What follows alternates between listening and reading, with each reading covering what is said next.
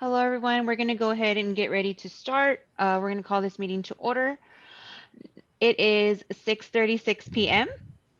Notice is hereby given that a meeting of the Sandy Oaks Animal Control Advisory Committee will be held on Monday, May 24th, 2021 at 6:30 p.m. by telephonic video conferencing, which will be live streamed and accessible to the public as provided below for the purpose of considering the following agenda items. All agenda items are subject to action in an effort to advance the public health goal of limiting face-to-face, also called social distancing, to slow the spread of the coronavirus. There will be no in-person public access to the meeting. The public may participate in this meeting by using the link and meeting ID listed below, or by dialing in to any of the following phone numbers. When requested, enter the meeting ID. The public will be permitted to offer public comments telephonically or by audio as provided by the agenda and as permitted by the presiding officer during the meeting. Written comments may be submitted to the committee chair up to 2 hours before the meeting by emailing jpuente@thecityofsandyoaks.com and will be provided to the committee for their consideration. So first off is going to be a quorum call. I think everybody. Okay, hold on. I'll do that for you just a moment. Okay, we have the chair, Ms. Puente, present. Here. Julie Ramirez. I'm here. Michelle Hessler is not here. And who is our other person, Jennifer? Chris. No. Don't we have another ACAC member? Charles is here sometimes. No. He's not an ACAC. We do have ACO Maldonado here. I'm here. And CJ Walker is here as a guest. You technically do not have a quorum, but because this is a committee, a quorum is not required. And Chris is back.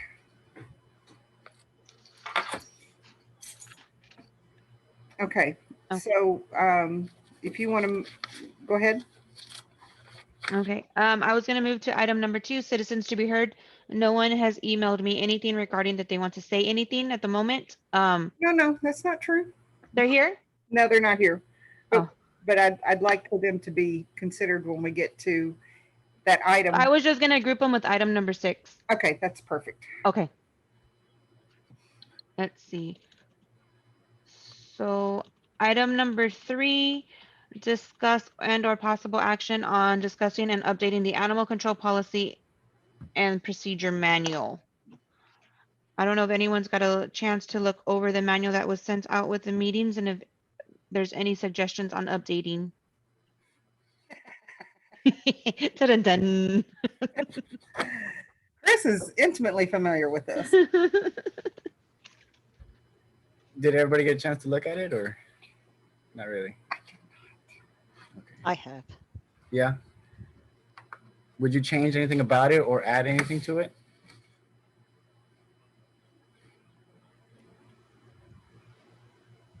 Nothing that stood out. I know there's some places where the one that was sent out still has under reports, still has follow Lakewood animal control policy and animal control procedural manual. Yeah, I mean, we could just take that out though. I mean, there's. Let me see what that is, that page. We might want to put something about what reports are going to be filed, like how many dogs were taken in each month, how many animal cruelty cases, or reporting to city council. So whatever Chris's monthly report is. Yeah, and if we wanted to, whatever she said. Mm-hmm. That would add to it, whatever she said. Well, no, that's what she was saying. Take this out. Right.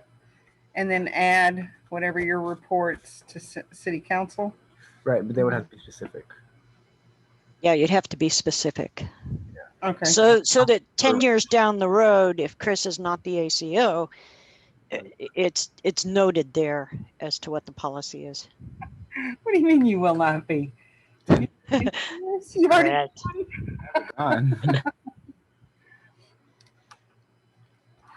But yeah, That and any reports on the shelter or anything that's appropriate. Chris would know that stuff. I don't know what what would be reports. pertinent to have on the reports?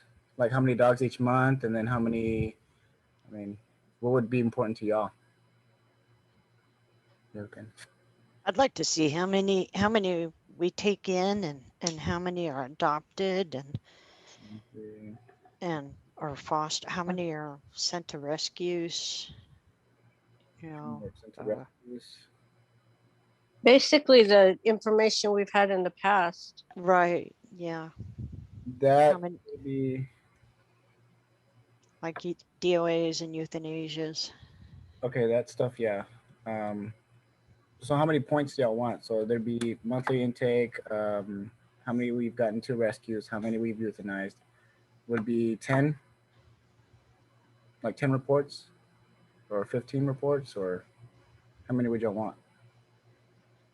You mean pieces of data? Right. Well, each individual one would be a different report. Right. I was thinking the type of reports that you used to do for city council. I don't know. I haven't looked at the reports lately that you've done for city council, but you used to do one that then it showed how many were intakes and how many were cats and how many were dogs and how many were DOAs and how many were It was the Pet Point report, and we're not doing yes. that anymore. Oh, we're not using Pet Point anymore? We're not using that report anymore. Oh, okay. Because that report had to be massaged into something to present that was understandable. We're not doing. Oh, Yeah, it's very complicated to read. People just looking at it would get confused. It's just too much information on one page. I mean, it is helpful to have. It's just if it's. I was just thinking the bullet point numbers Right. for each month. Okay. To me, I would think that would be good stuff to track so that at the end of the year, you know how much you've run through the shelter, you know, how many animals have gone through the shelter. But you do that already. Yeah, that's already done. He's summarizing just the counts, I think. Yeah. Yeah, and that's the type of stuff that would be on this report page here. So your monthly intake. Okay, I see what you're doing. Yeah, you know what I mean? Mm-hmm. So even the DOAs, the dogs that we don't even bring into our facility, we just take them to the freezer and cremate them. Even those get counted. Yeah. Is that something you would want on a different report? You know what I mean? Or no? Yeah. Okay. So what I would recommend y'all do is come back and give me important points on what you want exactly. Points, yeah. Yeah. So one of them is monthly intake. That's understandable. Anybody will want that information. But what, like, let's say you want 20 points of information. That takes time. Right. We can't just make that up right now. I mean, unless y'all have it written down. No. Mm-mm. So that'd probably be something we can talk about next 2 weeks from now. I didn't get that far. This was just a rough draft that Charles and I had gone over, had tried to pull together from some of the different documents we had and tried to pull together. And I don't know if Charles had notes to go to it. He never said. This was a year ago, so. Okay. So maybe like 10 good ones that people like really are important to them. Like obviously the monthly intake is important to people. Like, oh, how many dogs have you taken in? Or how many dogs have you gotten rid of? Or, you know. My microphone's muted. Hey, Deborah. I hear you. Hi, how are y'all doing? Good. We're going to finish up with this agenda item real quick, and then we're going to move on to the two of you. So. Okay, perfect. All right, perfect. Okay, so you want to come back with specific data points for reporting. Okay, we can do that. And the goal is 10 minimum. 10? 10 minimum? Minimum. So, I mean, if y'all want to go over that, max 20. Okay. Okay. All right. Alrighty. Was that it on the? I mean, if there's anything else you want to talk about, I like it. This is something that we can put on our PowerPoint for volunteers when we do start volunteering people. We could just copy and paste this stuff on a PowerPoint and then do that way for an orientation for them. Mhm. Because we're just not going to throw them in there. You know, we're going to have to orientate all of them and do it that way. So I like it. If there's anything else I see that I don't like, or I see that's not worded correctly or whatever, I'll bring it up so we can change it. But for right now, it looks pretty good. Okay. Okay. And this came from CJ. Is that correct? Yes. This is the one that y'all had worked on previously, correct? Right, Okay. right. And I don't know if there's other gaps in it or not. I didn't get a chance to go through it. Okay. And I apologize. I did not have an opportunity to look at that. I will make a point of doing that before the next meeting.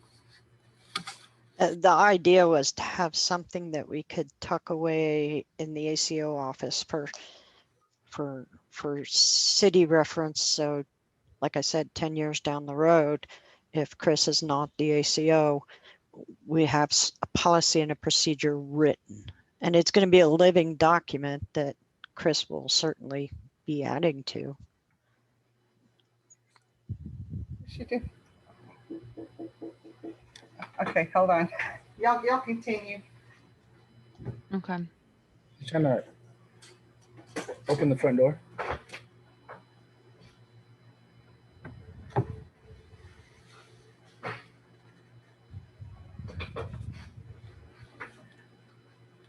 She didn't have a key.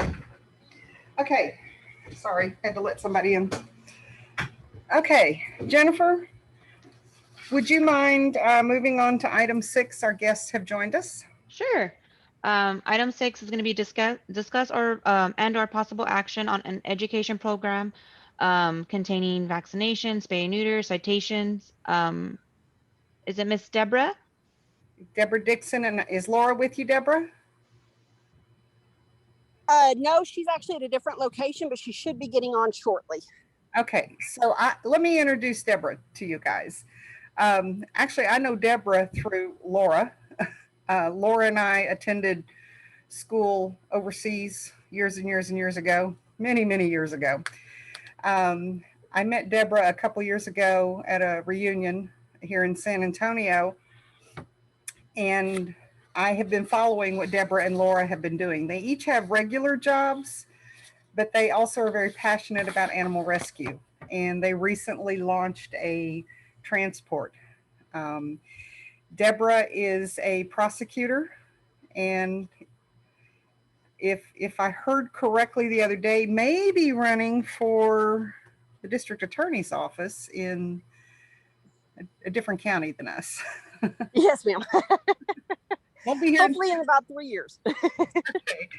But she has knowledge, a lot of knowledge from the legal perspective related to animal control. And again, her and Laura are very passionate about animal rescues. I follow along on their page. And just, you know, the one, Luna, is always the one that I kind of go back to as what really hooked me into what you guys were doing. So I've invited the two of them. There's Laura trying to join us. Hold on just a moment. Let me add her in.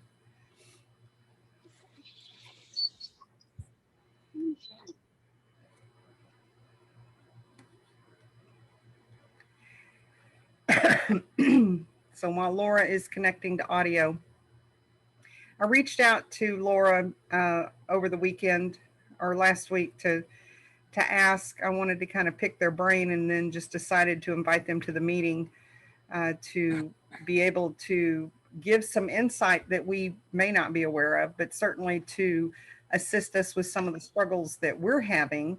And they have a lot of good knowledge. Hi, Laura. I've got you and Deborah on right now. And so one of the things that we were talking about was Deborah had asked me who was one of the transports that we worked with. I have an answer on that. Okay. It is called Lone Star Transport Dogs. Okay. Now we have a Chris, who is my ACO, is sitting here next to me, and he gave me a listing of all of the rescues that we work with. So there's Animal Defense League, the Austin Humane Society, Black Sheep Dogs, Charming Pet Rescue, which was one I mentioned to you, Mm-hmm. Full Armor Canine, Hand Me Down Hound, Heart of Texas SPCA, Lone Star Transport Dogs, Mission Miracle Canine Rescue, North Star Pet Rescue, Patriots for Pets, San Antonio Humane Society, Sarah Sanctuary, Texas Chihuahua Rescue, and the Wilson County No Kill Animal Shelter. So we have, some resources that we do utilize. But what I wanted to what I really wanted Deborah and Laura to share with us was the transport side of the business, because what we have going on here in South Texas does not happen across the country. It's definitely a cultural and a mindset here in the South, and I wanted them to kind of talk about that. So Deborah and Laura, I'll turn it over to you and let you ladies kind of inform us on what you're finding and how this works and what we can do to kind of incorporate this. Okay. Laura, do you want to go first?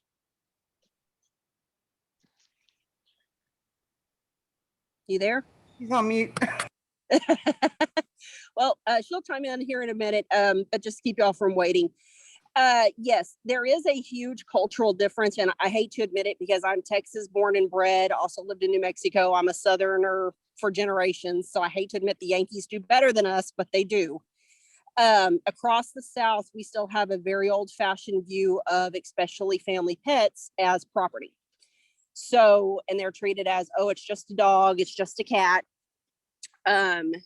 Lots of times they're thrown in the backyard as lawn ornaments. They are seen as some sort of a cheap security system, although I don't know really how much of a security system it is if they're on a 10-foot chain and they can't get to anybody.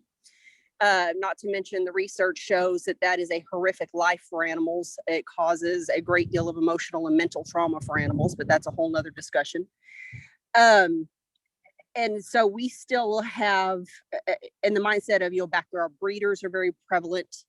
It's still acceptable for breeding to happen down here. And in the North, it's completely different. They have mandatory spay neuter laws that are vigorously and very expensively enforced.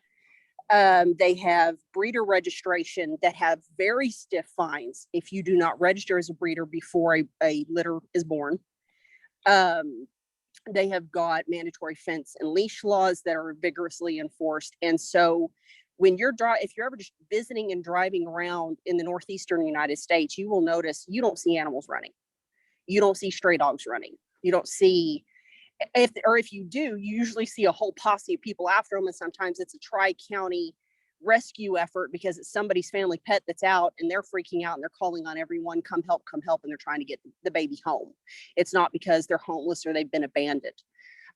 Here in the state of Texas specifically, I mean, just in Houston alone, the numbers at one point before our last hurricane was 1.5 million homeless animals in just the area of Houston alone. San Antonio is almost as bad. And I'm sure y'all see it, the cruelty, the abandonment, the throwing them out pregnant, heartworm positive, and you just don't see that level of neglect in the North because it's a completely different mindset. People are very proud to have a rescue animal that they've adopted from a shelter or they've adopted from a rescue. That is the prevailing mindset. And it's almost breeding and buying from a breeder is almost a repugnant conversation to them. And I think that they have just done a much better job of public education, of educating people on the benefits of spay and neuter, educating people on the benefits of keeping the animal population down, educating people on the benefits of having a happy, healthy pet, treating it as a family member. The fact that a lot of this neglect can have very horrible ramifications for the pet's emotional, mental, physical health. And it's just, I don't know, I think they've just done a much better job. And so what you will see across the state of Texas, and that transport company you mentioned, transport specifically to 11th Hour Rescue, which I've worked with several times out of New Jersey.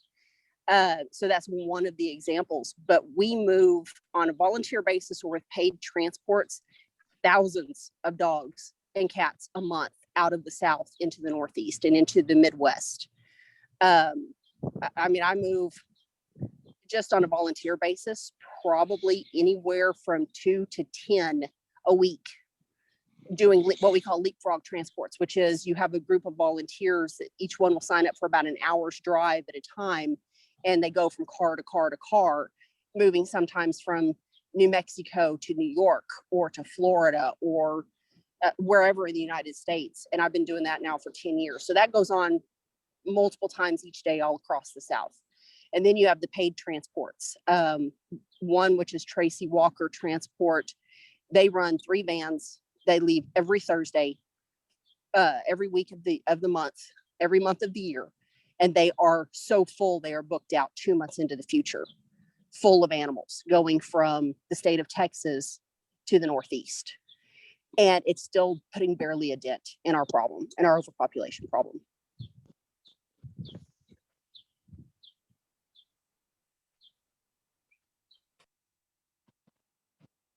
Are you there?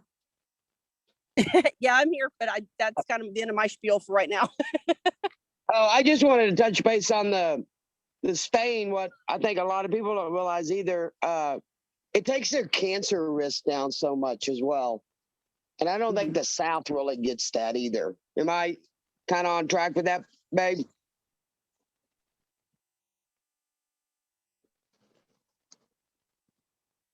Hello? Oh, sorry, I hit the wrong button. Yes, you're correct. Also behavioral issues as well. Taking the hormones out of the equation reduces a large number of undesirable behavioral issues also. And we're kind of still stuck on, we take their manhood or whatever. And it's really completely the opposite. We just enhance their mental health, we enhance their behavioral health, and we enhance their physical health by spaying and neutering at about 6 months of age. Yeah, and I mean, we're working with one right now that we got a call. She was ready to euthanize this pup that's a year old just because he's begun to get what she says aggressive to her other male dog. And our first question was, is he fixed? Is he unaltered? And she said, yes. And we're like, that's probably your first avenue you need to address. But they people just don't get it down here. And I want to say too, like up in the north, they're so on top of their veterinarian care, and their veterinarian care is up there is probably 3 to 4 times of what we have to pay down here in the South. But they don't even balk at the issue of spending it to take care of their animals like family. Very true. Oh, sorry. When you talk about education, can you, because I think that's one of the things that we're struggling with, is the best way. What medium are you using? What message are you sending? How frequently is this happening? You know, are we targeting everybody and their dog, or that was I like that. Really, I don't know how they've won that war in the North, but as far as if you talk about what's going on right now across the South, it's kind of it's everything in the kitchen sink approach. I don't think you can ever have too much education. So you will see rescues, animal advocates on social media. And I'm not big into Instagram or any of that. I pretty much just do Facebook because I have to for rescue. But lots of them use Twitter accounts, whatever, and they will share these PSA messages about if you adopt an animal, it usually takes 3 days to de-stress, sometimes 3 months to decompress and learn your routine. And so give it that time. Understand that this is a brand new animal coming into a brand new situation and they need time. Don't just say, okay, 24 hours, they're not acting like a perfectly trained animal, I'm going to return them to the shelter. Understand the process of the animal. sharing PSAs about the overpopulation, sharing PSAs about memes. It could be anything about the damage that fireworks does. I mean, if you ever watch your social media and you're friends with any animal advocates around the 4th of July and the 1st of the year, you will just see rampant, please, please, please, please, please do not set off fireworks. Please don't do it. If your neighbors are going to do it and you have animals, please bring them in, turn on music, start calming medication a week before, because we see such horrific tragedy. And those are the highest times of the year for animals pouring into the shelter, because animals running terrified, and they will literally run themselves to death because of the fireworks. And they are so terrified and so panic stricken. Yeah. So you'll see social media just all over the place, spay and neuter, different messages. I've seen billboards go up when groups can pay for billboards. I know vets offices or like Tractor Supply will try to put out little posters with educational messages out there. Vets offices put it out there. Word of mouth. I would love to hear PSAs on the radio. I'd love to hear XM radio do PSAs occasionally about health for animals and the benefits of spay and neuter and how to fight the overpopulation, and the fact that, what treating them like a lawn ornament can do. Right. When we tell people all the time that because I see people who see incidences of neglect and animal cruelty, and what can be done, report it to law enforcement. And that's what I'll tell them is, first of all, don't just post it on social media. That's not going to do anything. You've got to report it to law enforcement. But we've got to go a step further. We need our constituents to call our local stakeholders, county commissioners, sheriffs, district attorneys, county attorneys, judges, those who are elected officials that we hold accountable, and say, not only do we have laws on the books, not only do we want them enforced, we actually want better ones, because some of our laws, I mean, as your ACOs can probably attest, our animal cruelty law is one of the most horribly written laws I've ever seen, because there are elements of mass cruelty that are not even addressed that people can create by not doing something like starving their animal to death. It's a horrible death, but it's an omission of an act, not an actual act, and therefore most prosecutors won't charge it. So it needs to be rewritten. So we need to be calling our lawmakers and really putting pressure on them to start changing the justice system mindset as well. Start telling our law enforcement, especially in rural areas and smaller areas, we want these crimes taken seriously. We want these people prosecuted seriously. And then I also turn it back onto the citizens and say, if you're ever on a jury, you guys better start handing down some real sentences, because that's going to tell your stakeholders, okay, our citizens take this seriously. We need to do that as well. So it's going to be a broad societal scattershot, anything you can think of approach, and it's going to take a long time, but we've got to start somewhere. Can we talk a moment about vouchers? Because I know you and I talked about that briefly over the weekend. And that is one of the discussions that's been kind of going on in our local social media on this topic. There are, as usual, more than two sides to every issue. In this case, it is one side saying, if you can't afford to spay, neuter, and vaccinate your animal, you shouldn't have one. And the other Amen. side saying, but that's not fair because, because of someone's economic status, you're telling them they can't have a pet. And in all practicality, that's kind of what we are saying. If you can't afford it, somebody's having to pay for it. And so then the whole voucher, donations and fundraisers to help support that side of the discussion. But I know that we talked briefly about vouchers. Can you give me an idea of how that works?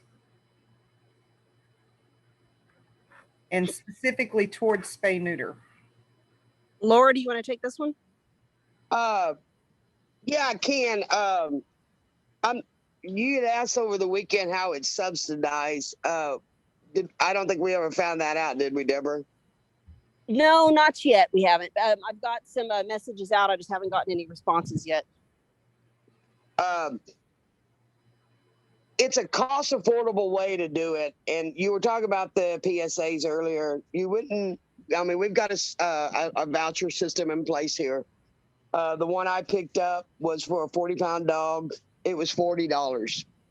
Most vets will accept that. Some vets charge a little bit more for pain meds and things like that. But you would not believe how many people don't realize that this system is in place for people to save money and to try and help, give their pets the care that they need. It was an easy process. I walked in, gave my name, gave the dog's name and the weight, and I was in and out of there in under 5 minutes. From getting the voucher? From getting the voucher, yes, ma'am. Okay. And they take payments in cash and money order, so you don't have to worry about credit card fees or checks or any of that.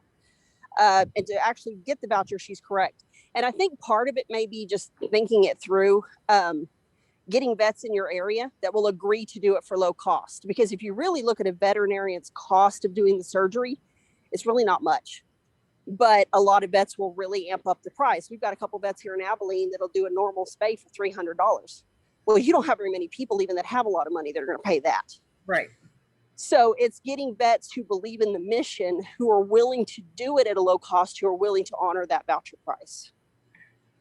Are you familiar with any organization that does mobile spay neuter anymore? Yes. Animal Protection League in East Texas, one of the best I've ever seen. I used to live in Cherokee County and prosecute over there, and Animal Protection League covers most of Northeast Texas. They have converted horse trailers that they have turned into mobile surgical sites. And they will have out schedules. If you go on their website, you can see it. They will have schedules of when they will be in which community, and they're there every month. They do low-cost vaccinations, low-cost heartworm tests. They'll do flea and tick. I mean, they'll basically do everything except for like major other surgeries.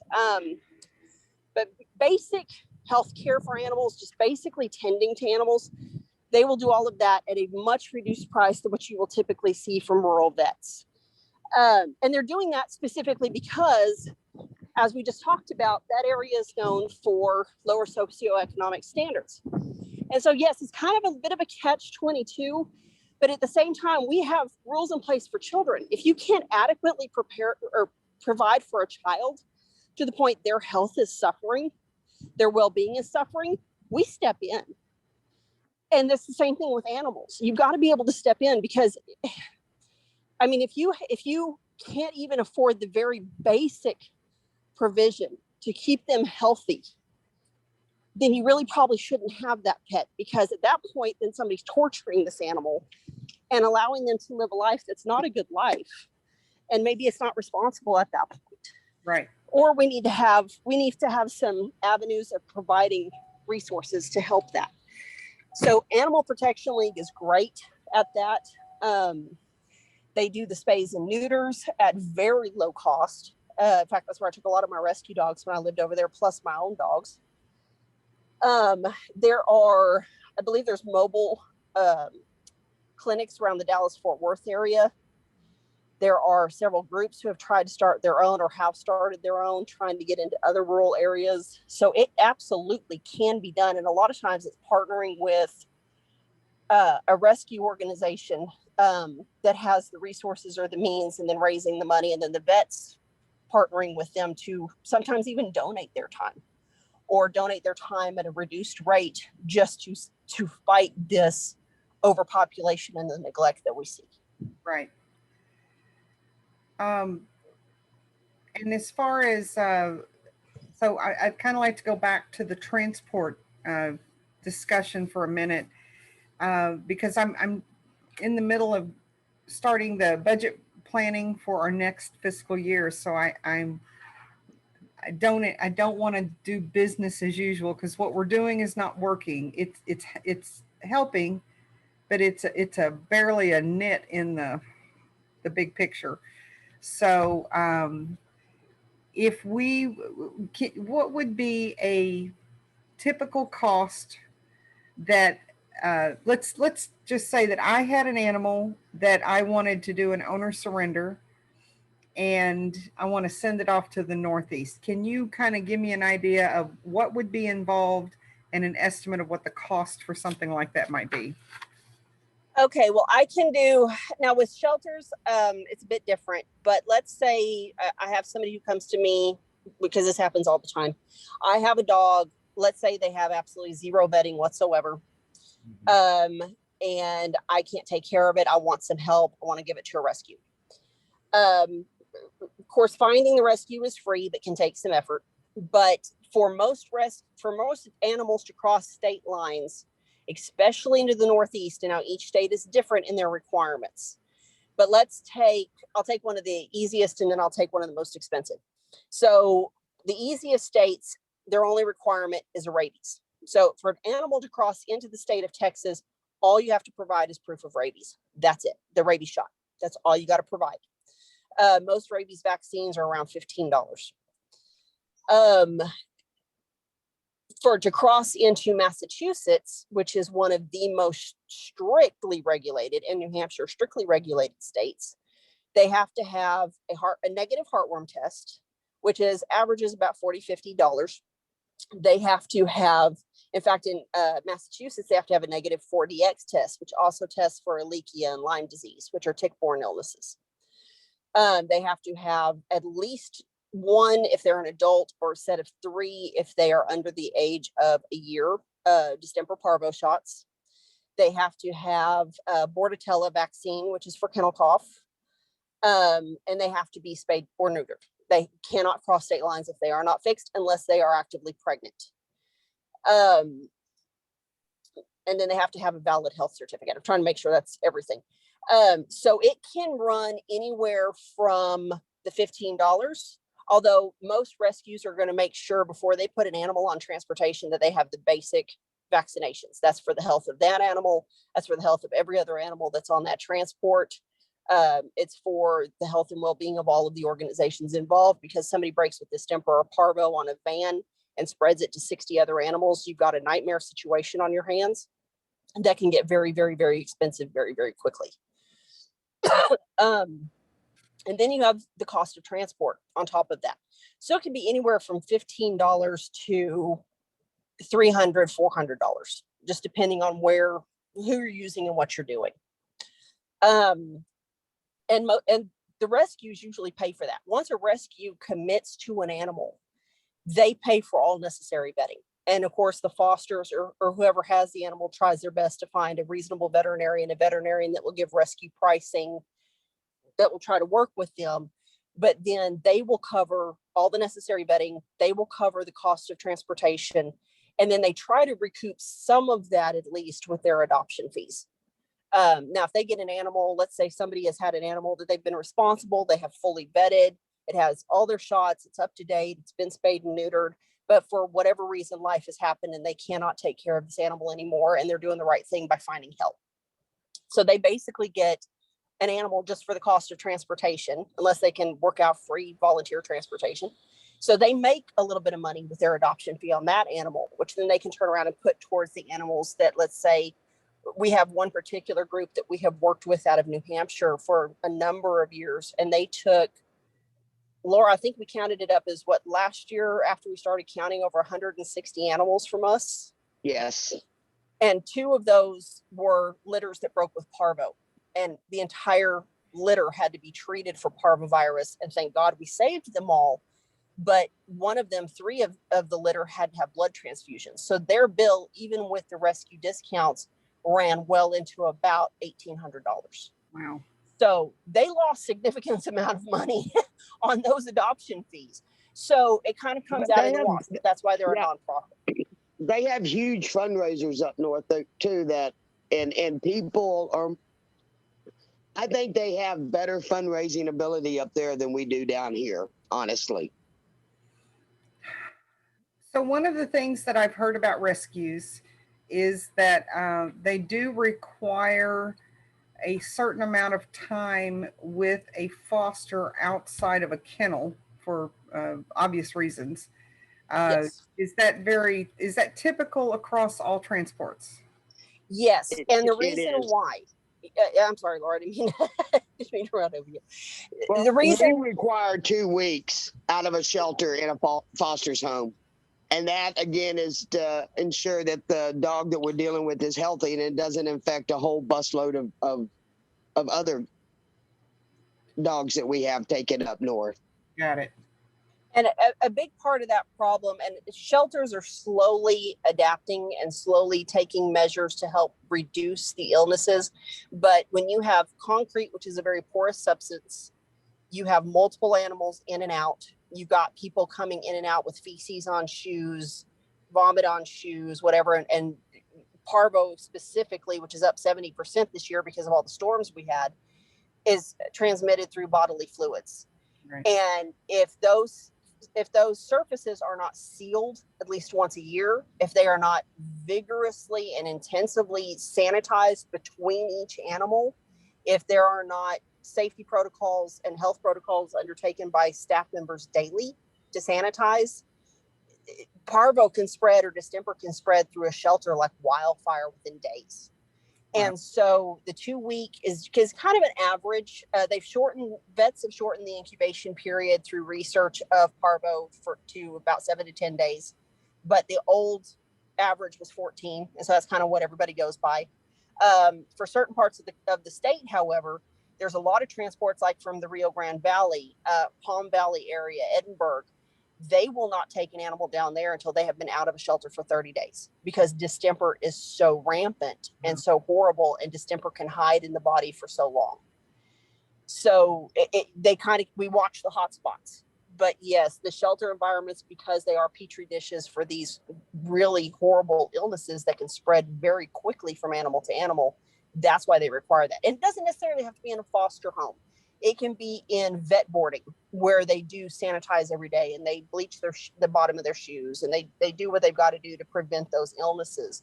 But boarding can be very expensive, especially vet boarding. So rescues tend not to opt for that unless they have to. But Right. there's a lot of different options. But yes, taking directly out of a shelter, unless it's a shelter that is just above and beyond safety protocols, most rescues won't do. Okay. And we've talked about we do a lot of transports up to the rescues, but we want to start shelter to shelter transports too, where we pick up from several shelters here in Texas and take them to northern shelters. So are you guys doing the leapfrog? Is that how y'all are doing it right now? No, there's two different things. The leapfrog is more a volunteer basis, and I still do that. There's several groups like Kindred Hearts Transport, others that do strictly volunteer basis. And I still do that in my quote unquote spare time. What we do through our company is paid transport. So we pick up wherever they are in Texas or near there too, along major interstates, and we drive them all the way to the Northeast, and we deliver them to their rescue, to their foster, to their adopter, whomever they're going to. We drive them the entire way. So it's about a 5-day trip up and back. Okay. Okay. So does anyone else have any questions that y'all want to ask of these ladies? Chris, anything from you? No? Okay. So I think what I got from this was we need to get in touch with some vets to see about them honoring some type of voucher system for spay neuter. That was one of the things that I got. The other had to do with just PSAs, just basically shotgunning out information. Every available source that we have, every message, like to the point that they're going to be sick of us. Yeah. And the third is around fosters. That's our big challenge in trying to get people to take on and help out with fosters. We have a few that do that, but they have had to basically go underground because everybody figured out who they were, and so anytime they found an animal, that's who they called. Yes. And I'm in touch with that reality. yeah, and Yeah. so they still do their thing, but they're not vocal about it. It happens. They do it outside of the city. Like we're not sending them rescues. There's enough to go around for everybody here. I had somebody at work tell me that they were looking for a dog. I told them to come drive down the street. Take your you got plenty to choose from. Right. And then the other thing is some kind of fundraising or donations. And something else, I apologize. I'm just remembering our conversation. Some other things that we talked about the other day, and shelters do this. Some enforce it, some don't. And we talked about the fact that it's oftentimes it's a staff not having enough staff to do it. If you look at Garland Animal Services, so we have gone and picked up.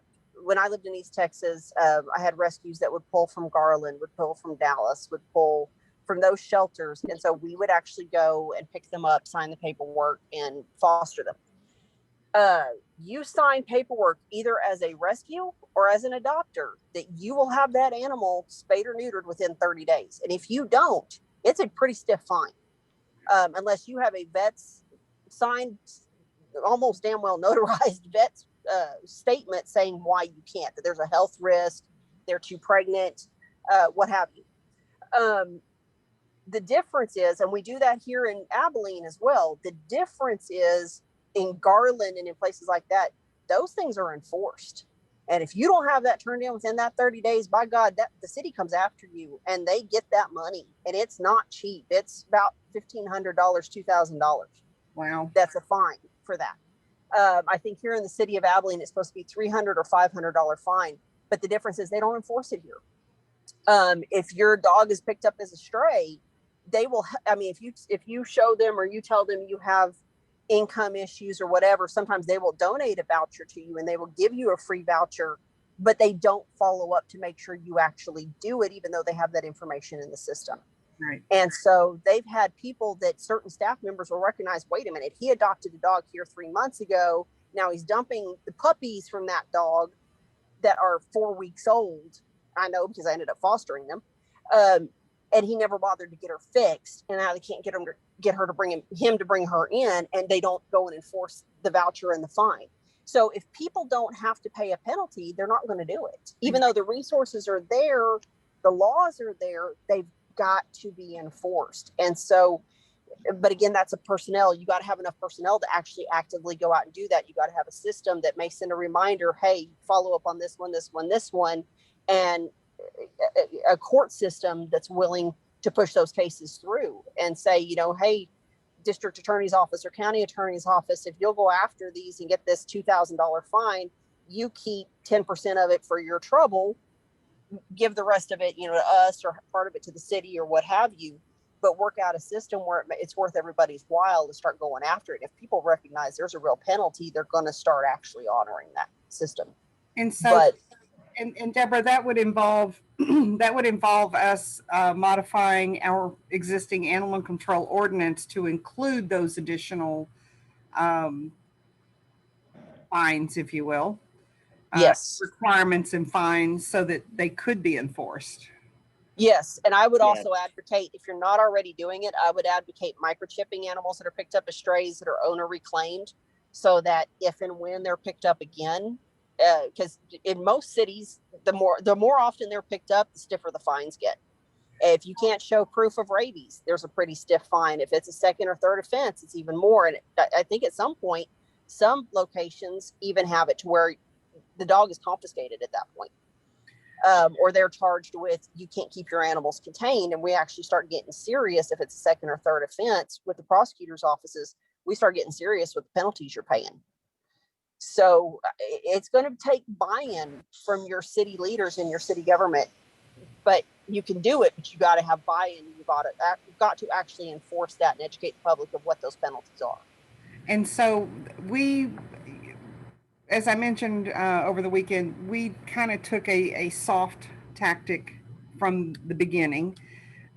regarding animals. I instructed the ACO to and my police department as well that, you know, your first contact is educational. You can issue a verbal warning with the requirement that you have X number of days to comply with whatever.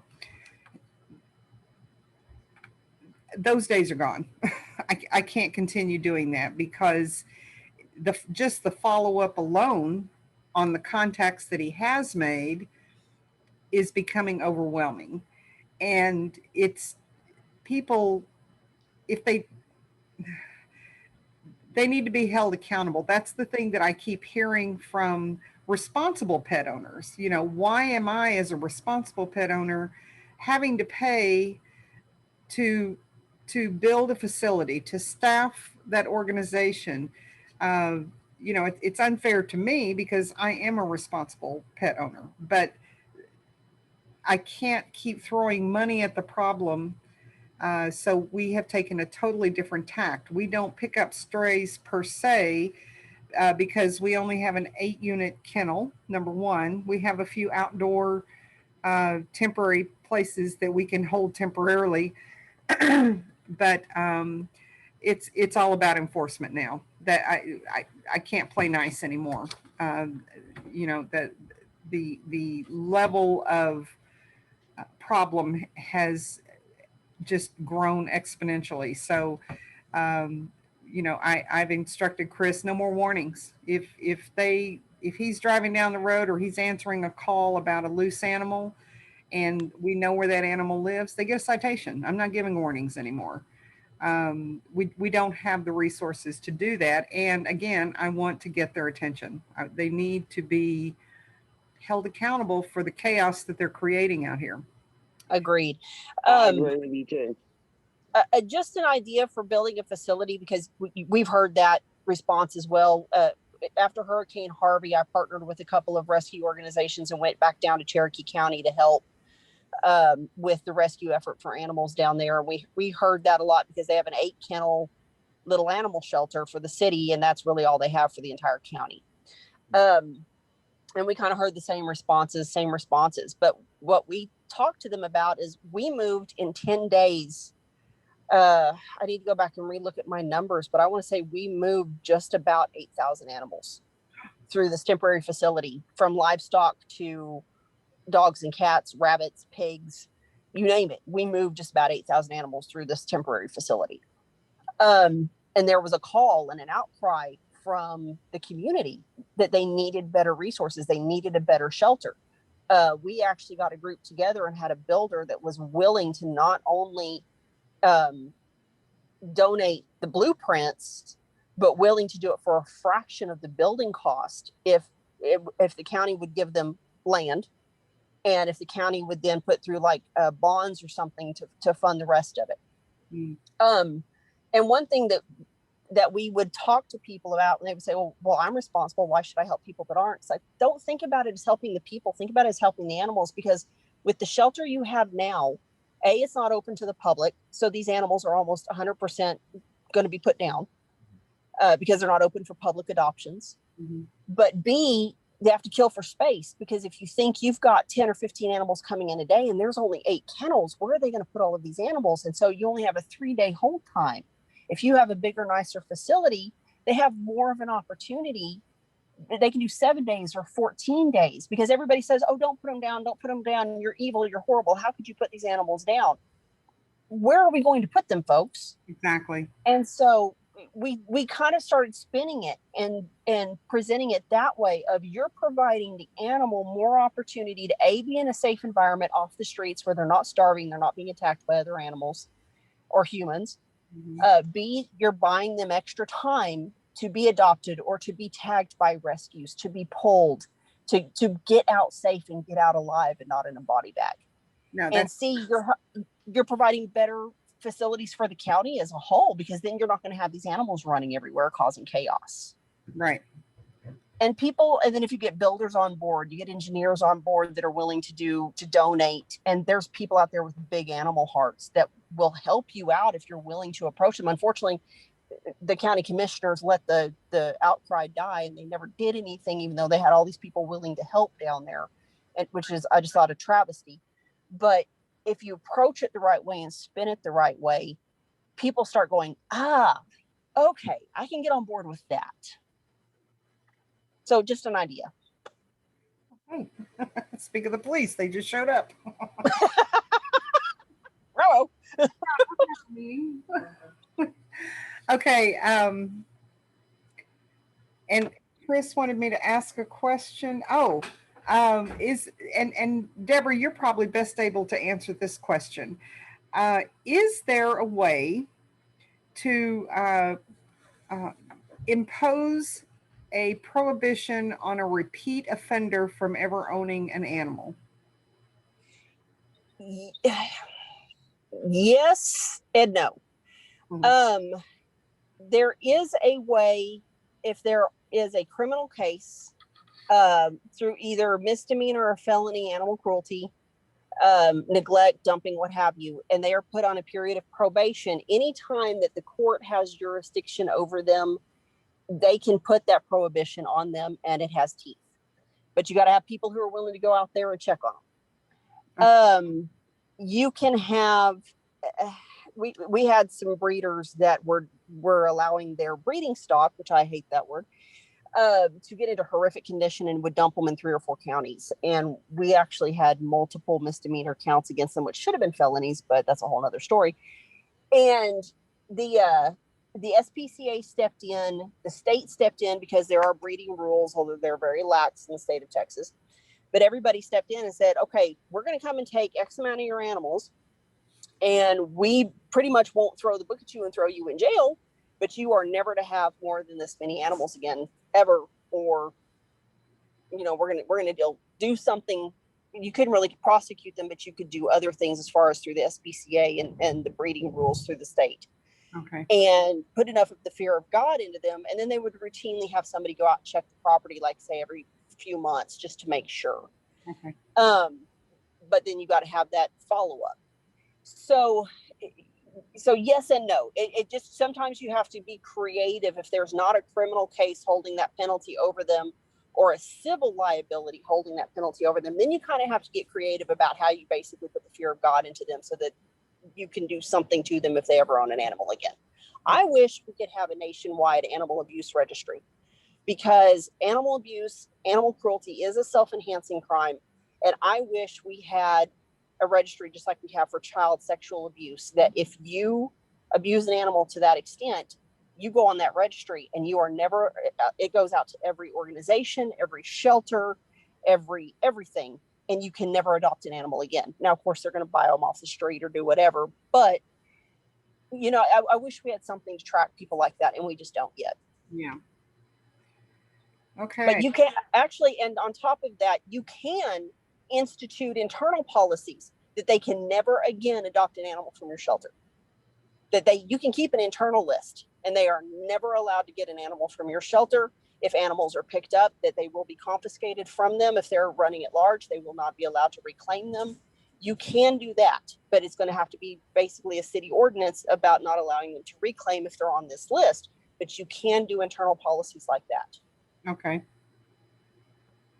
Okay, that's good to know. Okay, any other questions from anybody? Well, ladies, thank you so very much. Oh, Julie apparently jumped out and wants back in. Well, if there's no other questions for you ladies, then I want to thank you for your time. I've made a lot of notes. I'm going to have to go through and organize these so they make sense. But I think we learned a lot. I did anyway. Mm-hmm. And I think that will help us figure out how we need to change how we're doing things and do it better.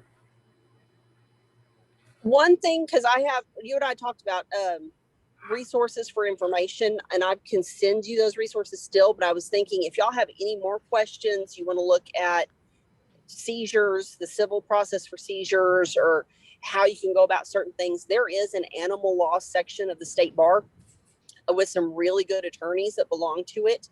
you can actually go on the state bar website and put in your area and look for members of the state bar that are also members of the animal law section.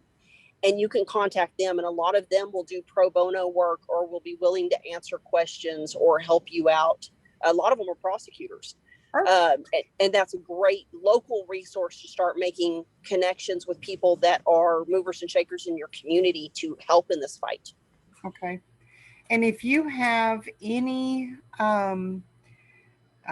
rescues or transports that you know work in this area that you can recommend to us, I'm certain we would be most appreciative of any of the resources.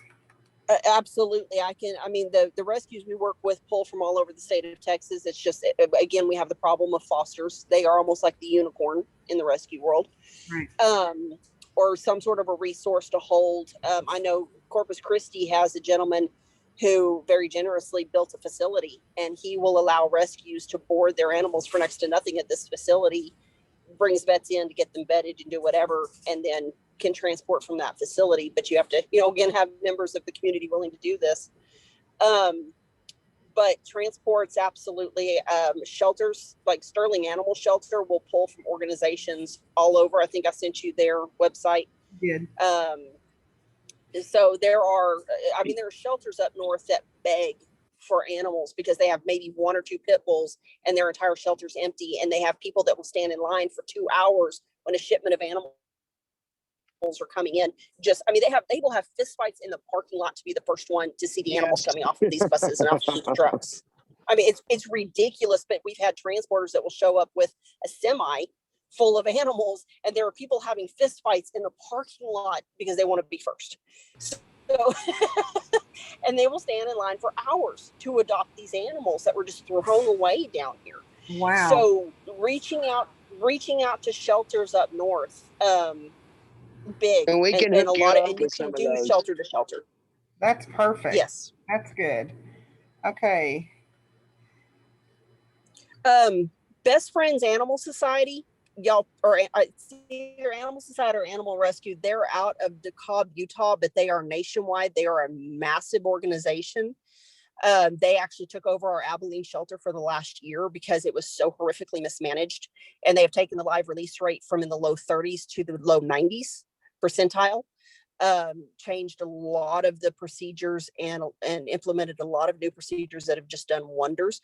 But they come in and work with shelters and help. They have a huge sanctuary in Utah, but they also help move to locations that they have nationwide. But they are a great resource to partner with as well, just for help getting animals moved and committed to different areas. And they're wonderful to work with.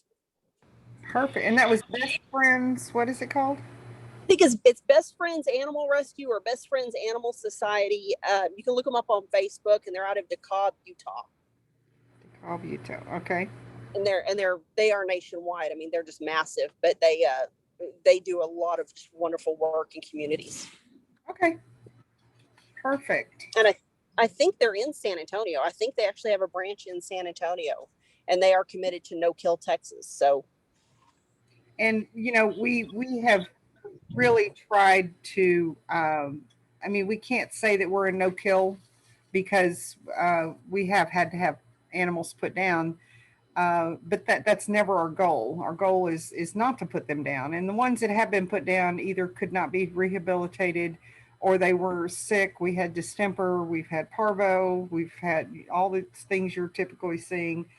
But within our first 2 years, I think our kill rate is 11%, which Right. I think that's pretty darn good considering, number one, we've never done this before. And number two, we're really working to try not. We want to foster. We want to rehome. We want to adopt out the animals that we have, because it's not the animals' fault. It's not the animals. It's the people problem.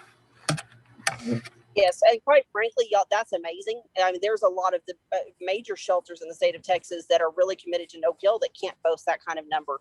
Yeah. And I think you're pretty dang close to no kill status, because even the no kill status takes into account there are some dogs that are and cats that it's more humane to let them go peacefully. Exactly. I mean, we all know that there are situations that for the safety of humans, for the animal, for the well-being of the animal, that's the only option. Right. So that takes that into account. But that's absolutely amazing that you've gotten the kill rates down that low. That's incredible. Yeah, and with opening our shelter ourselves, it's given us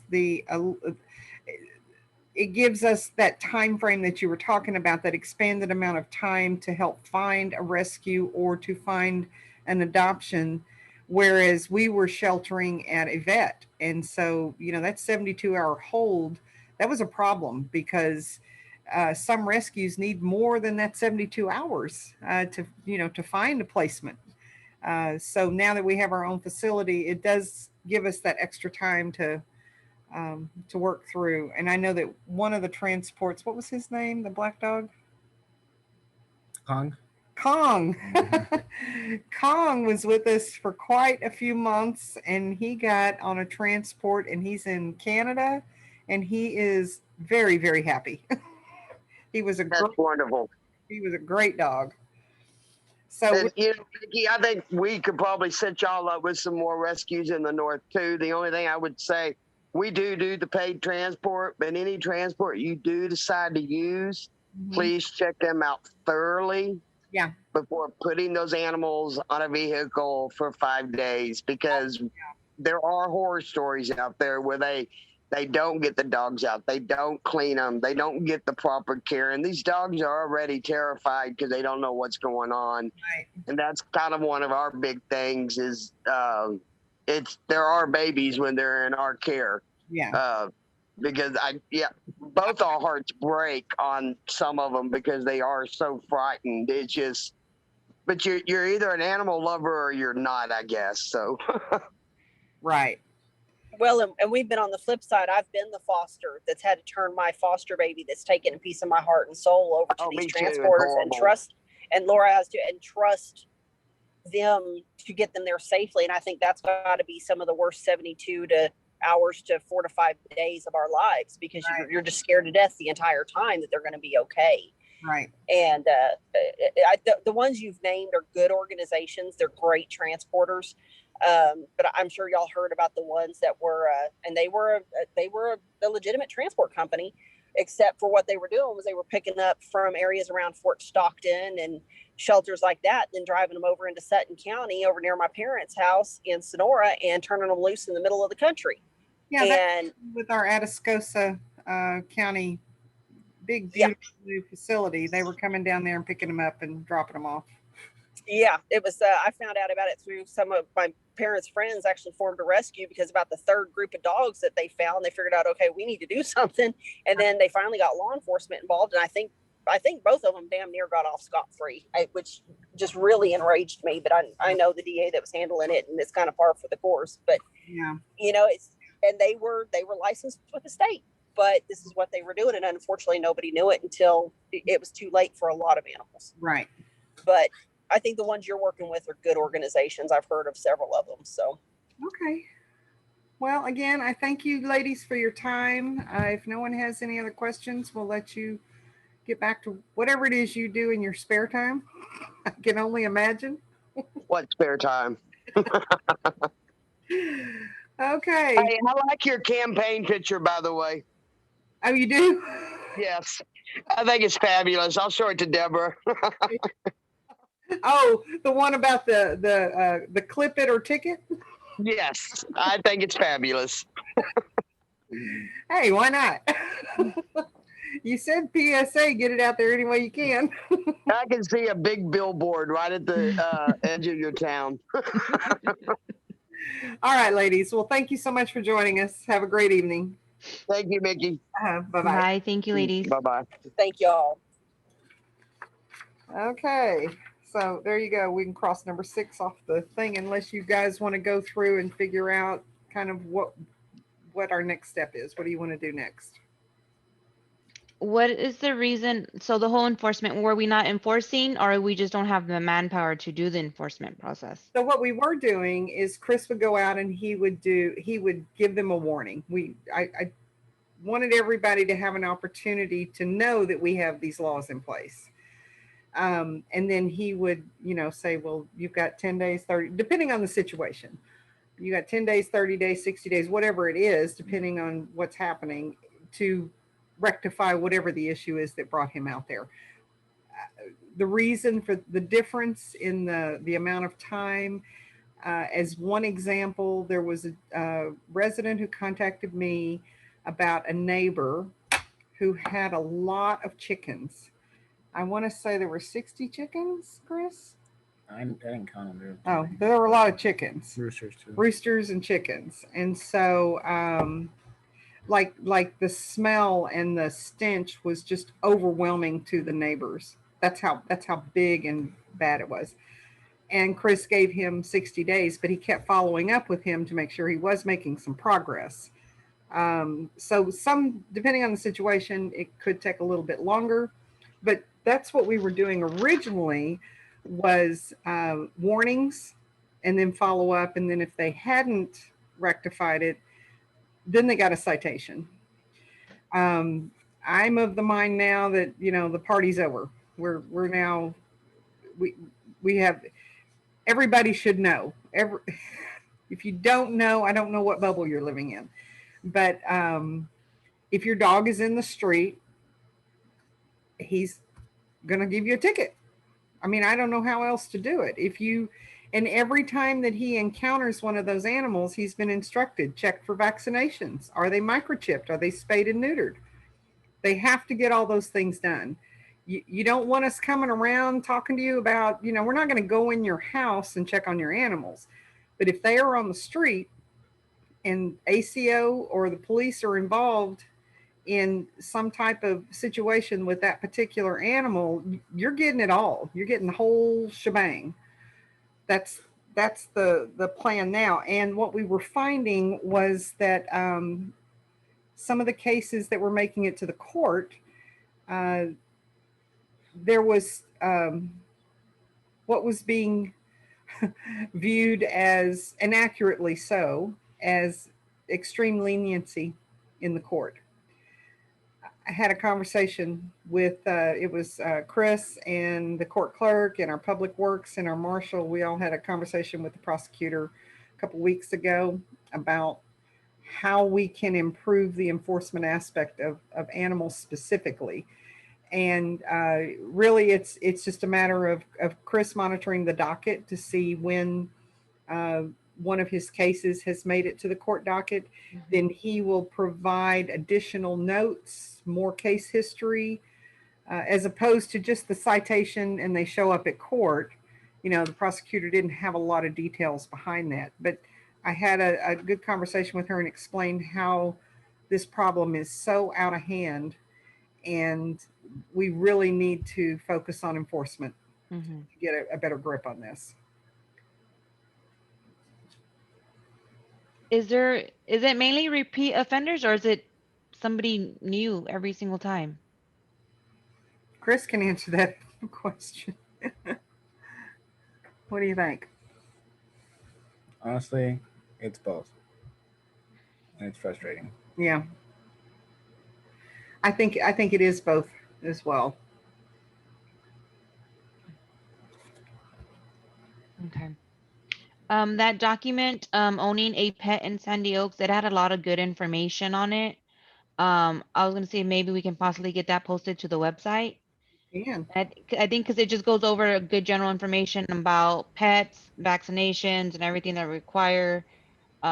Maybe that will help. I don't know. We can probably even maybe post it on social media or send it out through Nixle. Mm-hmm. I don't know, something. But it had a lot of good information. Okay. We can certainly do that. And the thing about Nixle that I really like is you can schedule messages. So you can create them and say, and sometimes you'll get an odd message at, well, the last time I did the city council meeting, I chose the wrong day. So you got notified the day after. That's just one of the things we have to watch out for. But you can schedule all these various messages and program them to just blast them out. Now, I will tell you that we only have 175 people who have signed up for Nixle. That's not a lot. Wow. So the message is not getting out there. What I think is going on is there's a faction, we'll just call them a faction, that are working to undermine everything that's being done within the city. And they have put in people's minds that by them signing up for Nixle, that we now have their personal information. And I can assure you that could not be further from the truth. I can just see numbers. I have no idea unless I register you, because I have the option to add people. But if you sign up yourself, I have no idea. Nobody has any idea who you are, what your phone number is, what your email. They have no idea. That's the beauty of Nixle, is it is truly an anonymous platform. But so I have to do a little bit better job in educating people on that. Um, I've thought about perhaps some yard signs. You know, we could do some random yard signs. I know on some of you I see on social media, there was one that, you know, I'm a big fan of peer pressure. I used to work for a guy when I first started, you know, was just out of high school, first working. One of the big district managers, one of his sayings was, if you want to change someone's future behavior, you need to make their present behavior extremely uncomfortable. And it's just one of those things that has stuck with me over the years. This is a prime example of how we can use that to address this situation. But there was a sign that I saw, and I thought, how cool would it be if we had a whole bunch of these yard signs that said, "It was me, I let the dogs out." And so the person who has been cited for having a dog out gets a public shaming as well. That would be one thing. The other thing is, you know, trying to keep it fun, if you will. You know, maybe if we had little small uh, dog silhouette cutouts that would stick in the ground, and we could, because I'm thinking of a visual here. Here's a dog. Here's another dog shows up, and in a month now we have 8 puppies and the 2 dogs, just to show over a period of time. This is this is how it gets out of control. Yeah. Or, you know, what started that was the old, I don't know if y'all know what sporks are, you know, the spoon fork thing, and you'd go spork someone's yard. Have y'all ever done that? No. Okay. Flamingos I have. Flamingos, yes, same thing. Plastic flamingos. Same thing. Those, Go ahead. I was going to say those, the owning a pet in Sandy Oaks, one of the things that we had talked about doing, and I think we did it, Julie might remember, we printed out a bunch of them, and we're going to have them at microchipping and nails and the vet when the clinics come and such, have them available for people to just pick up, or have somebody physically shove it in their hands. You know, the challenge is the responsible pet owners. They're the ones that you see show up at the mobile vet clinics. True. They have their dogs on leashes. You can tell those dogs are very well taken care of. You know, we're bringing the resources in so that they can take advantage of, you know, low cost or convenience for you know, helping their animals, and we don't get that from the irresponsible pet owners. And I'm not quite sure how to overcome that. Yeah. You know, if we need to do a mail out, to be quite honest, a mail out is a very, very, very costly option. Yeah.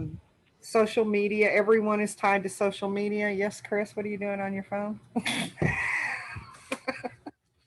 um, so social media may be a way to do that. Again, we could have some yard signs that are made with different messages and put them in some kind of rotation, you know, like, hey, it's the first of the month, don't forget your heartworm treatment, or, you know, maybe something along the rabies, or, just something like that, that we could make some of them a little fun. I know I mentioned to Jennifer about a Burma shave type approach. I had to go look up what Burma shave was, so really dated myself there.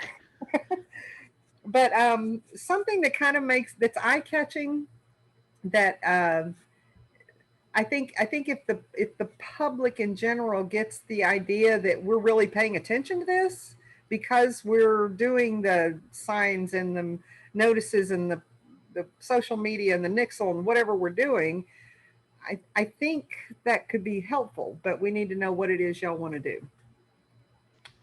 Oh, the other thing is those could be given, when Chris does have to approach a citizen, You sweat it out. have it part of whatever paperwork he needs to give them, citation or whatever, have that part of it. Right. Here's what you need to know about being a pet owner in Sandy Oaks. I They would should love, know it, but that's besides the point. well, I would love to be in a position to have a voucher type situation set up, because I know we do the trap, neuter, release, and I know Chris Hernandez is on the call and is listening in, and apparently is looking for some cat traps. So Chris, we'll get you connected on that. But the trap, neuter, release, is anyone hearing news or complaints about cat population explosions, or have we done a fairly decent job of getting that under control? I know there's new ones. That's all I know. Well, I'm sure there's always going to be new ones, but Yes. in my mind, Well, what I wonder is if because there are new ones in my little, I'm talking about between my house and Missy's house, Yeah. are there new ones also down at Nick's At and Nick's. over at other places? right. If they're having little population explosions. And I used to see stray cats in my area because I have 4 cats that are indoor, outdoor, but they're all fixed. And I see every now and then I'll see a new cat kind of come through, but he don't stay very long. Yeah. We have new kittens. Oh, wow. So the TNR program works pretty well. And what I'd like to do, I know Chris and some of the volunteers had worked in the past with the physical pickup and delivery of the animals. What I'd like to see is a citizen engagement process whereby we would provide, like we could make the appointment and we would receive the bill and pay the bill, but require that the person who's trapping has to make the pickup and delivery. Mm-hmm. Our biggest dilemma with I'm sorry? Our biggest dilemma that people came up with that in the past was, how do you identify whether it's an actual feral cat or whether it's somebody's personal indoor cat, and do we care? Well, yes and no. Yeah, yes and no. Yeah. No, I get it. I do get it. And again, if the city's only out $20 and they're having to do the work, maybe that's a fair trade-off. Yeah. Because the objective is to get spay neuter. You will never, ever, ever get control of the animal population ever until you have a very robust spay neuter program in place. Right. It'll never happen. Yep. So, I mean, I'd much rather the city continue with the TNR where we're paying $20 for a spay neuter on a cat. But I need more citizen involvement on that because I can't have the volunteers and Chris. Right. It's a lot of work. It's a lot of work. But then I'd also like to see a similar type thing for dogs. And I'd like to ask this from those of you on the call. I noticed last night on social media that somebody was selling a Chihuahua for $100. Now, we have something in our ordinance that prohibits the sale of animals, but only in certain situations. You know, they can't be selling them on the roadside. They can't be selling them at flea markets. There's things they can't do it, but there's nothing in that ordinance that prevents them from selling them from their home.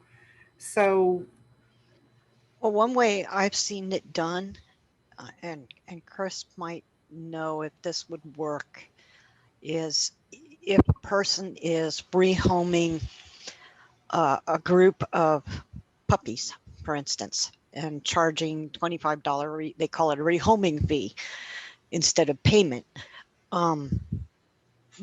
Is that person, then I've seen the same person do this 2 or 3 times. Can't they go on a list? You know, one time we understand, but then have your animals spayed and neutered. well, and So it that, doesn't happen again. no, that If would it happens again, then it becomes a breeder exactly. situation. Well, and that was one of my things is, if you're charging a rehoming fee, then you need to have had that animal spayed or neutered, there's shots Right. and microchip. Right. Mm-hmm. And I mean, I have rehomed cats because I had ferals that were breeding like crazy, but I had them all fixed. They were all vetted and everything, and then the fee was, I think I gave 2 cats for $75 that had both been fixed and vaccinated and the whole bit, but that just recouped my cost of doing that. Yeah. But I'm just wondering, can we amend our ordinance in such a way? Um, and Julie, you may want to chime in on this. What I, what I want to do is draw attention to the fact that if you are paying, from an educational standpoint, if you are paying a rehoming fee, what are you getting for that fee? Is there something that we can do that can mandate that if you have puppies and like the Chihuahua that was sold, I certainly hope that dog was spayed and neutered and vaccinated and everything, but I highly doubt it. But is there something that maybe we need to put in an ordinance that requires that? Do we also want to limit um, or expand the definition of selling animals to include from a private residence? Absolutely. Mm-hmm. Now, here's my question for you, Julie. If we start utilizing these different ways of doing this, and right now people are putting all that out on social media, if they start getting stung because they're posting that they're rehoming, but they're not doing any of those things with that animal, and they get a visit from ACO or from the PD or whatever, what is that going to do?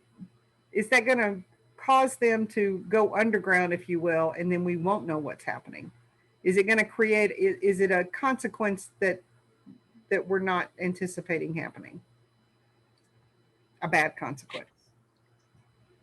It could, but I feel like people are foolish and will just do it anyway. Mm-hmm. I mean, it's like selling food from their homes. Right. They still do it. Yeah. You still see them popping up, all the time, So we get a new crop of people on Nextdoor or on the Facebook pages, and I feel like, some will be wise to it, but I think others won't, or just continue to do it figuring they're not going to get caught. And I'm wondering, how would we require that an animal that's being rehomed has all of those things: vaccination, spay, neuter, microchip? I mean, I don't know how we would be able to do that, other than, instead of, maybe we take the prostitution approach. Don't go after the prostitutes, go after the junk. Or put something out there saying, anyone wishing to rehome an animal needs to come and get a permit to do it, or a, kind of like you do with your garage sales, Right. or your yard sales. Well, I was That's a thinking good more point. of an education of the public in general, that if you are being asked to pay a rehoming fee, what are you getting for that? Mhm. Let them know that, don't, if they're going to provide you with the things that you need, that's fine. But don't just rehome and you get nothing but a possibly sick dog that still needs a lot of vet work. Oh, that's going to happen, and nothing's going to change that. People are not going to spend their own money to go and get these animals fixed or vaccinated, or I don't know how many times I've wanted to put on Nextdoor when I've seen somebody rehoming and ask, are you fixing those before they go out? Right. You know, Right. Maybe do we they need to do that. Maybe, will they yeah, have their maybe. shots? Right. Yeah. I've seen it where people have said on one of the private pages that the rehoming fee, this is the way their brains think, the rehoming fee is so that somebody who really wants the pet and will take care of it and is willing to put money forward is more likely to take care of the animal, and that's why you charge a rehoming fee. Another person has said you charge the rehoming fee because if you call it a rehoming fee, then you're not considered a breeder. Exactly. You're not selling, You're so not to selling speak. a pet. But I've seen people, if someone with the mindset of, I want to do harm to these animals, or I want to use them for bait dogs or cats, They'll pay it anyway. they'll pay it anyway. Yeah. They don't care. It's $20, or you're given, you're doing a rehoming for $10 a piece. People just want to make money, and the people who are going to do harm are willing to pay that money. Yeah. Definitely true. I do like the idea of, and I'll have to talk with Chris about this, if there is a way for us to do a registry, a local registry to identify the repeat breeders. I don't know how we're going to come up with that. It's going to be kind of hit and miss, but Yeah. I think that's a good idea, to be able to identify, who continues to have puppies. They're always for sale. They're always giving them away. They're, whatever. Okay. What else do you guys want to see?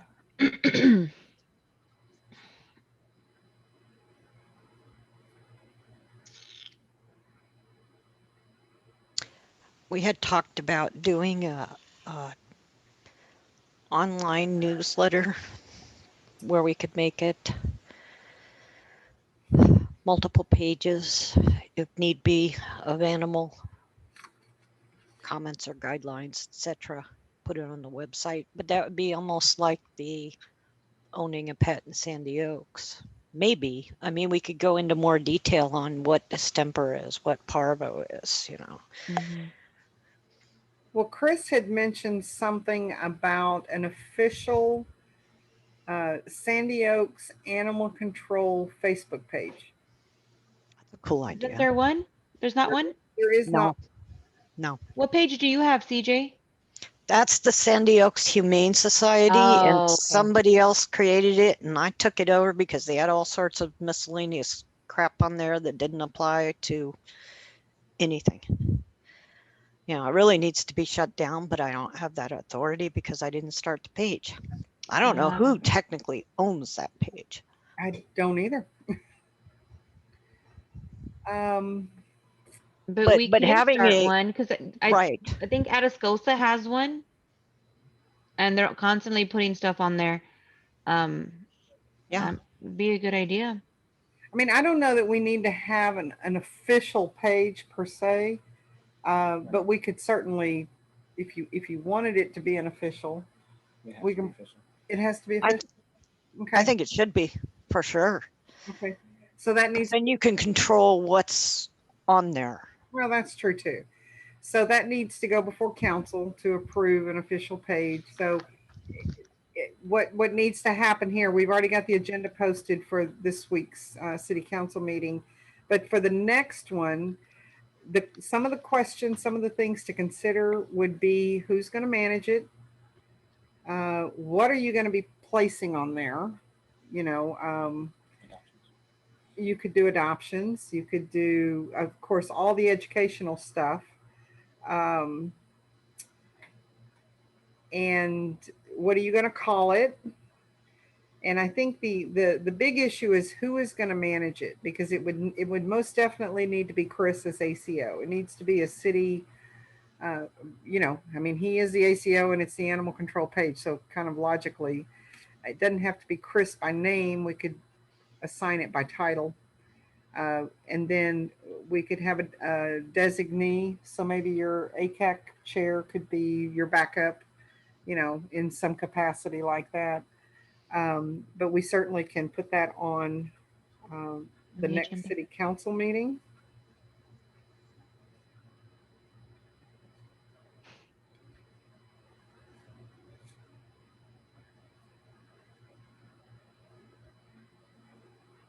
Okay.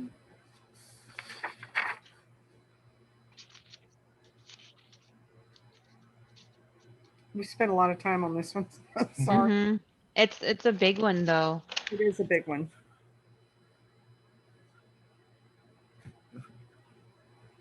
We've been on number 6 all this time. Okay. I would like to see, like kind of like we said earlier, facts being put out. To be a Sandy Oaks pet owner, put things like that, even if it's one every few days or something like that. Put those on the social media. Put those on Nextdoor and on the different Facebook pages that we have connected to the city, and get the information out there, because as much as you say people should know already by now, They still don't. people know, Okay. or they don't know the correct information. They may know what they've heard. Mhm. What? We can't have horses? You know, how many pigs am Repetition. I allowed? You know, I mean, come on. You know, I really truly believe that there still are people who think it's okay.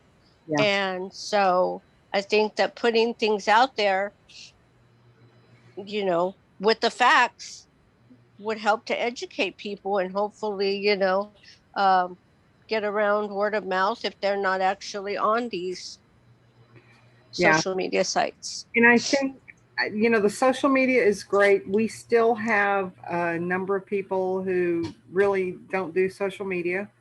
And so we're going to need a more analog way to do that. So that's kind of what I was thinking about with yard signs. If we could come up with some messages and put them on a rotation and just put them, you know, you don't have to put them everywhere in the city, but the strategic places are by the Valero, you know, Waterwood Pass and Priest Road, New Mathis by the Dollar General, head down by Morales Produce, down Shady Forest and Waterwood, Shady Forest and Priest, because that's where the bulk of the people are going to be traveling in those 5 areas. And, you know, if we can come up with something creative that we could, you know, have professionally done, and then just, you know, every week, every month, every, you know, every other day, however frequently you guys think is appropriate. And I think they need to be kind of witty, kind of cute, kind of eye-catching, colorful, big, bold, you know, to grab their attention. Um, but you know, think about those type things that you'd like to do as well.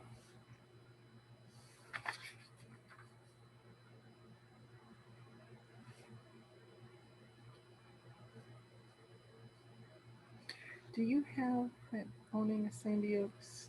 Did you bring that in here? You did not. Okay. I'm gonna print it out. Okay, Jennifer. All right, so let's go to, where did we leave? We did number 3. Number 4, discuss and our possible action on the United States Humane Society recommended plan for the animal control facility.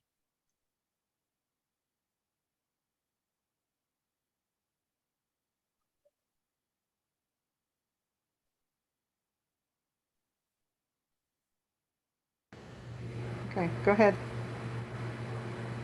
I don't know if anybody got a chance to review the document. If anybody has any recommendations. The recommendation that I was given was we need an entirely new facility. Yeah. Not When sure. when I when I What you said. I wouldn't say entirely new.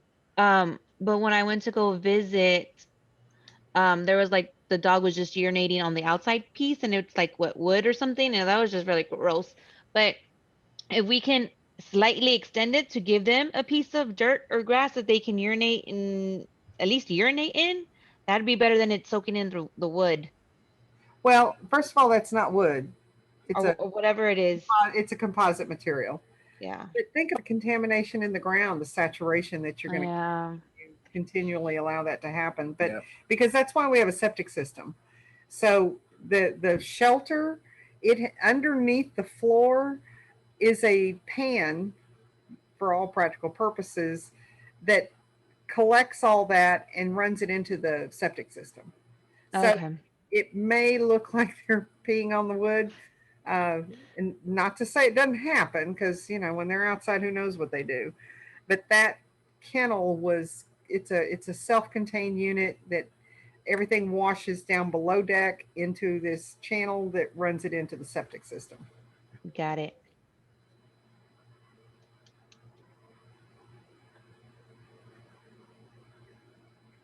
But Chris was he mentioned to me a week or so ago about some of the same concerns.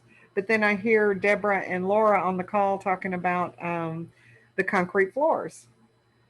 Because you had mentioned that Right. you needed concrete floors. So the only problem with that is that You they gotta are sanitize them. porous. Well, in They some, can be sealed though. yeah, Yeah. they Yeah. seal them on when they make the concrete and they pour it and they put a sealer on top of it. Right. So that way you can squeegee it and you can sanitize it and it won't go through the concrete. But that's what this document's for. Yeah, I know. Does everything in that document match the Texas state facility guidelines? Or are there other things that we need to be Yeah, aware of? it goes above and beyond. Does it? Okay. Yeah. I mean, it tells you what's inside and everything, and how to approach it, and pretty much anything and everything you wouldn't think about, because obviously we've never made one. I've never made one, so you wouldn't really know what goes on until you actually get in there and you need something and then you don't have it, and it's like, well, I gotta have it. So that's what this document is for. It tells you everything that you might need or things you probably don't need, and it's just a give and take whether or not you need it or not. So that's why I wanted y'all to look at it, get y'all some opinions. But did we not utilize that document in the selection of the facility that we have today? No, not this one. Oh, that's the No. shelter one. Sorry. No, not this one. We use the just the Texas state guidelines. Yeah. Not this one. Okay.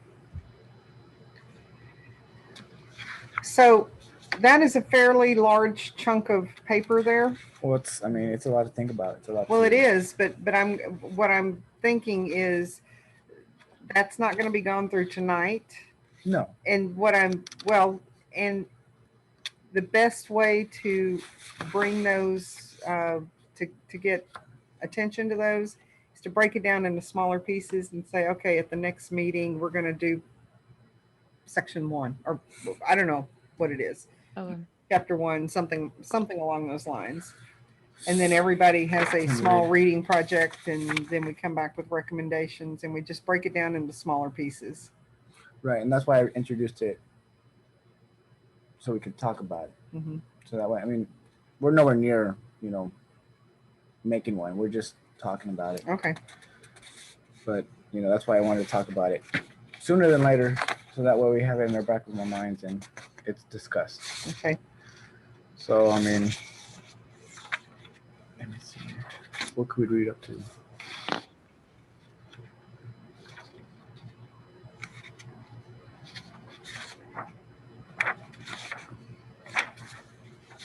So if we could read up to page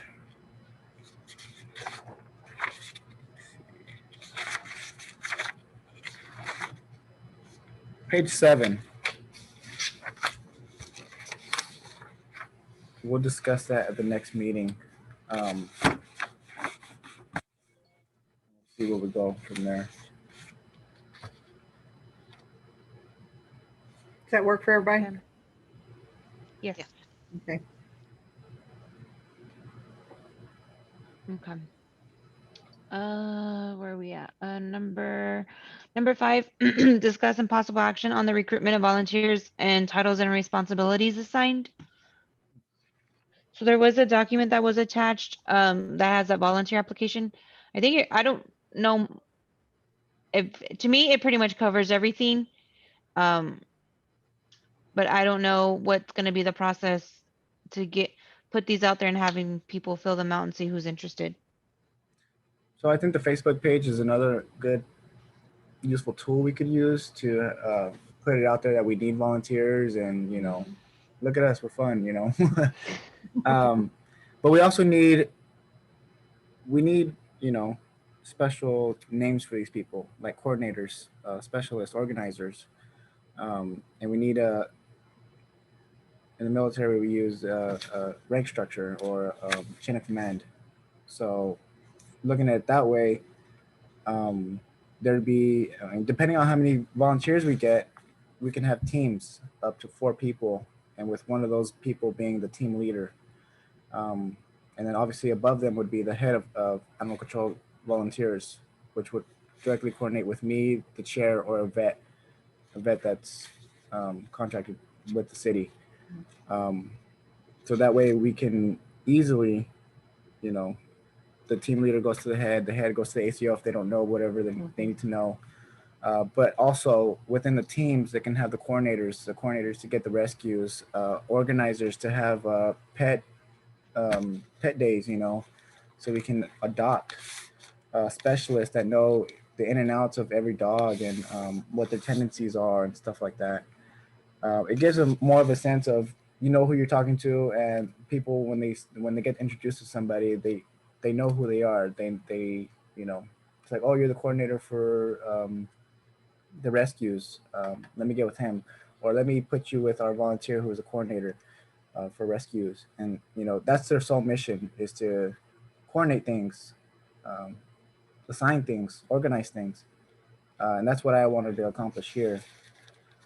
So we could, have it set down, have our names ready, and their duties. So what I have found is that if you're looking for somebody to volunteer for something, then you need to be very clear on what it is that you're needing. Because if you just say, I need volunteers, right, people, it's too broad. They don't know what they're getting into. So what you were talking about, coordinators, organizers, specialists, I think if we expanded on that, and you said 3 or 4 teams, so I need somebody to coordinate with rescues, or I need someone to coordinate with donations, or I need, and then identify within those various teams, then I think that would be very beneficial, because then people would have a very clear understanding of what it is that we're asking. Right. And I mean, some of the teams can be, the shelter team, the team that takes care of the shelter. The other team could be the coordinator team. The other team could be the organizer team. And it's a big accomplishment to, get something done. So having 4 people in each team, more effective. It gets things done quicker. 4 minds on one subject. It'll get it done like that.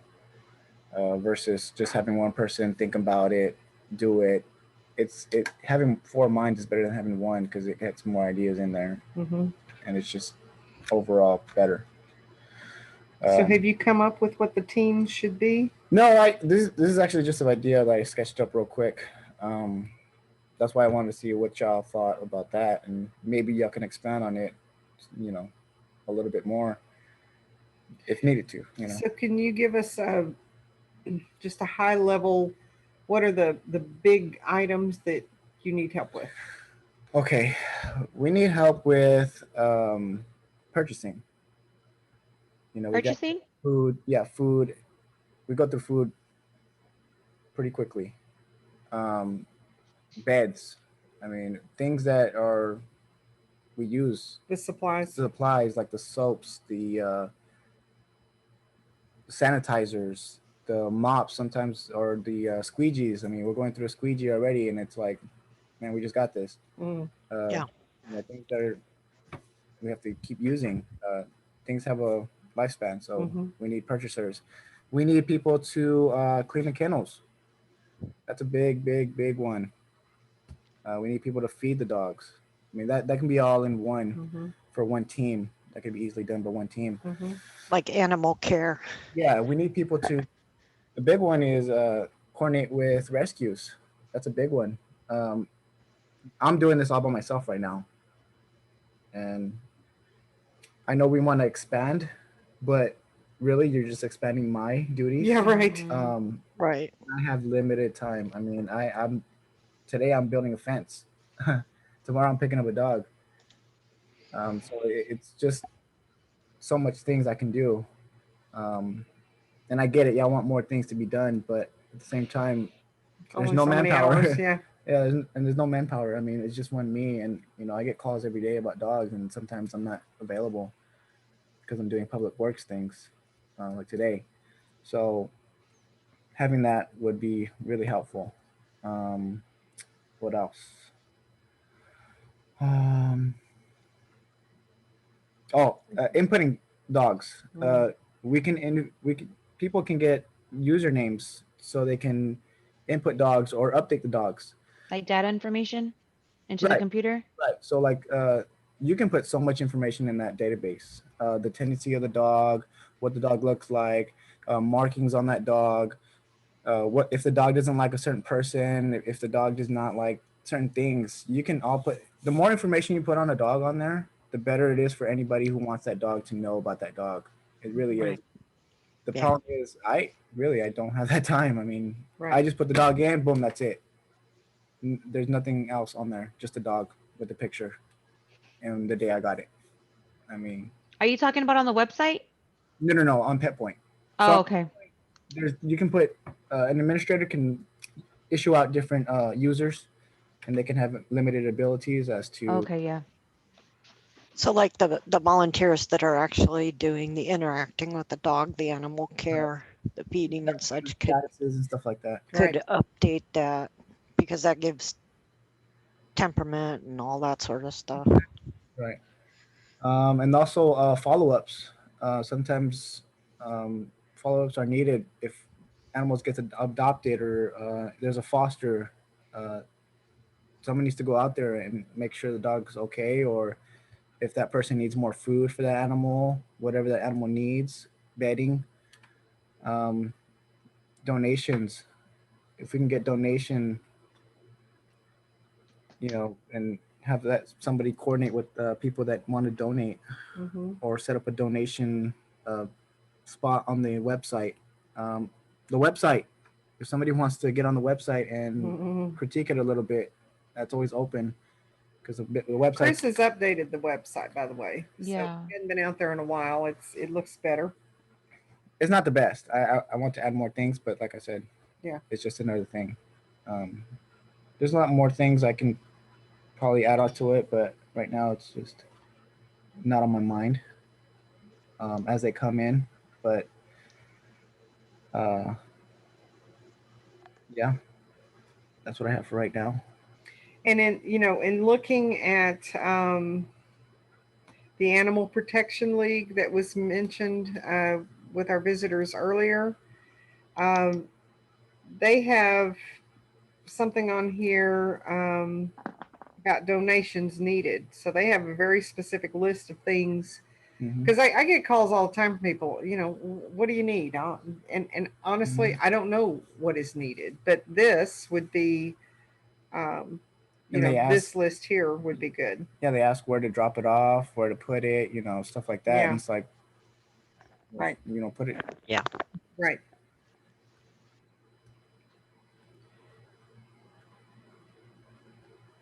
So, Jennifer, based on the list of, you know what, I'm going to get my notes together and share them with you. But I think what needs to happen is what Chris is talking about here, setting up the teams and everything is probably a good idea.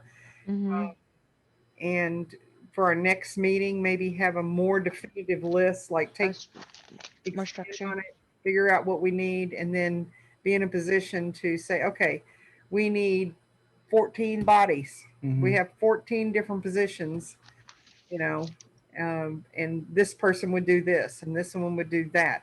And there could be some people who could take on more than one because, they have the passion for it or they have the time available, those type things. So I think working on that would be great. I have a question. The volunteers, I know there's several people on Nextdoor and on Facebook who do work with rescues and who are willing to help.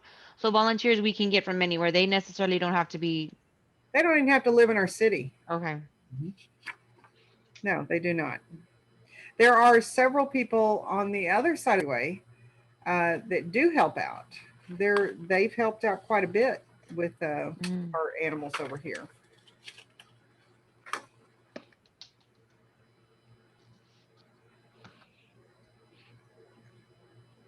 Oh, all right. Is there going to be anything else?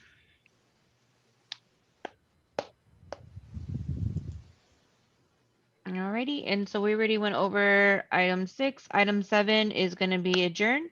So it's 8:32 and this meeting is adjourned. If you'll hold on just 1 second, let me stop recording.